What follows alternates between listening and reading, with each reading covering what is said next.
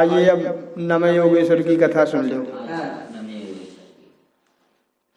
जब उनने कथा सुना के भी तो अंतर्ध्यान हो गए।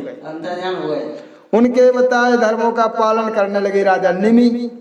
और जैसे उनने पालन करो सो वे भी परम गति को प्राप्त हो गए। हे वसुदेव, तुम भी मेरे कहे भगवान भागवत धर्म को करके सब कुछ त्याग परम गति को प्राप्त हो जाओगे। जो भगवान हरि तुम्हारे पुत्र हुए हैं उनको पाकर तुम दोनों स्त्री पुरुष कृतार्थ हो गए और तुम्हारी कीर्ति से यह संसार भर गया है। तुम भगवान रूप अपने पुत्र से मिल बोलकर उनमें स्नेह करके बड़े ही पवित्र हो गए हो। इससे अन्य लोगों की तरह तुम्हें वैसे भागवत धर्म की आवश्यकता नहीं है। तुम तो भगवान का लालन पालन करके यूं ही पवित्र हो गए हो। जब दिन रात या आठों पहर बैर करके शिशुपाल, पौंडक, साल, दंतवक्र आदि राजे उनके स्वरूप में समा गए, तब तुम तो पुत्र रूप से भगवान को प्यार करके उनमें कैसे ना प्राप्त हो गए। हे वसुदेव, श्री कृष्ण जी सबके आत्मा, अविनाशी और ईश्वर है। वे अपनी योग्य माया के द्वारा मनुष्य रूप में अवतार लिए हैं। अतः तुम उनमें पुत्र भावना करके उन्हें ईश्वर ही जानो और यह निश्चय जानो कि वे असुरों का नाश कर सुरों को सुख पहुंचाने के लिए पृथ्वी का भार हरण करने के लिए अवतरित ही हुए हैं। जिज्ञासुओं एवं मोक्ष के चाहने वालों को उनके यश का गान करना मुक्तिदायक ही है। देवर्षि नारद से इस प्रकार मोक्षोपाय सुनकर वसुदेव और देवकी को बड़ा आनंद प्राप्त हुआ और उन्होंने उसी क्षण से श्री कृष्णचंद्र जी में पुत्र भाव त्याग उन्हें ईश्वर रूप जानकर भागवत भाव से उनका सेवन करने लगे। इसके पश्चात देवताओं से घिरे ब्रह्मा और शिव जी द्वारका में भगवान श्री कृष्ण का दर्शन करने आए। को ब्रह्मा और शंकर भगवान द्वारका में शंकर श्री कृष्ण जी के दर्शन करने के लिए आए। साथ में मरीच और कश्यप आदि प्रजापति भी आए थे। दूसरी ओर मरुत आदि देवताओं सहित इंद्र 33 कोट देवताओं के साथ कृष्ण भगवान के दर्शन करने को द्वारका में पहुंची। सबने भगवान श्री कृष्ण की झांकी ली।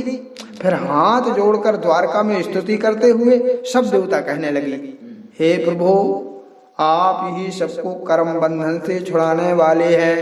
हम आपके युगल चरणों को तन मन वचन प्राण और बुद्धियों से प्रणाम करते हैं।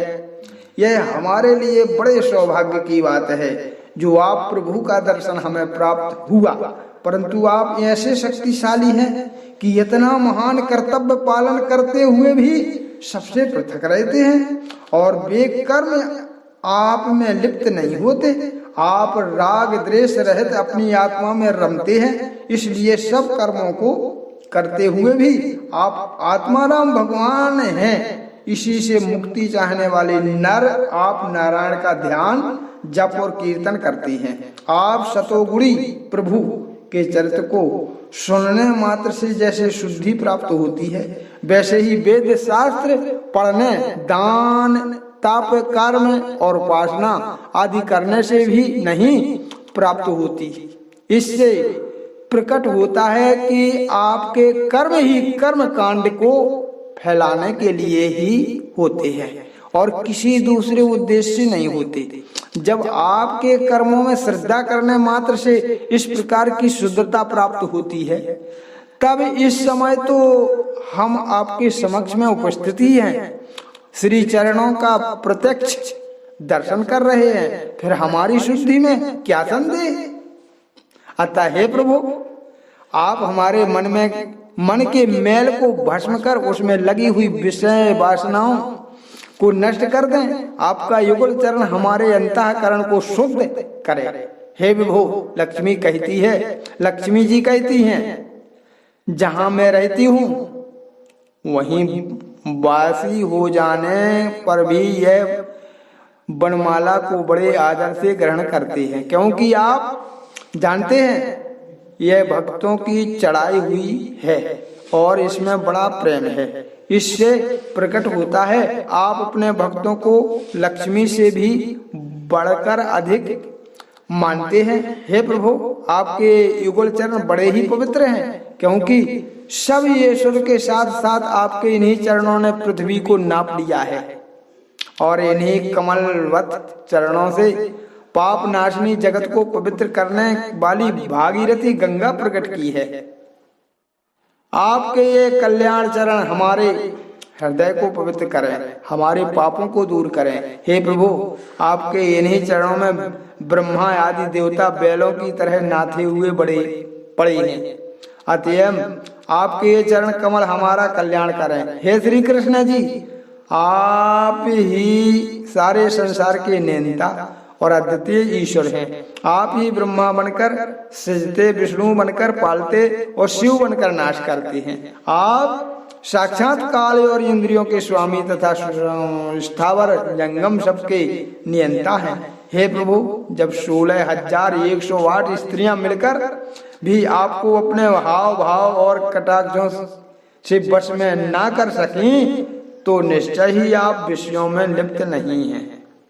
श्री सुखदेव जी कहते हैं, जब देवताओं ने इस प्रकार भगवान श्री कृष्ण जी की स्तुति की, तब वेद मुखे ब्रह्मा जी बोले, हे विष्णु रूप श्री कृष्ण जी, पृथ्वी का भार हरण करने के लिए मैंने जो प्रार्थना आपसे की थी उसे स्वीकार कर आपने मेरा मनोरथ पूर्ण कर दिया। आपने साधुओं की रक्षा की और दुष्टों का संहार,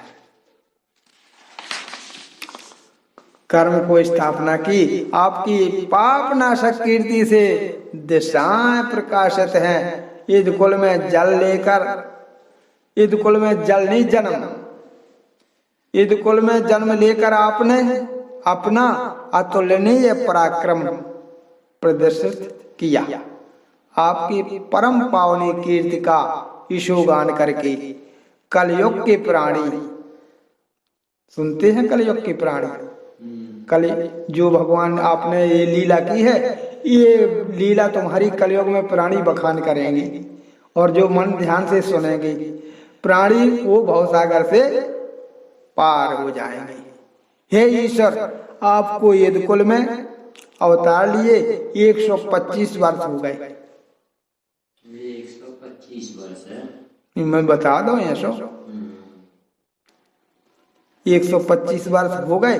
इस लंबी अवधि में आपने बहुत से कार्य किए हैं और अब आपको कुछ करना शेष नहीं है।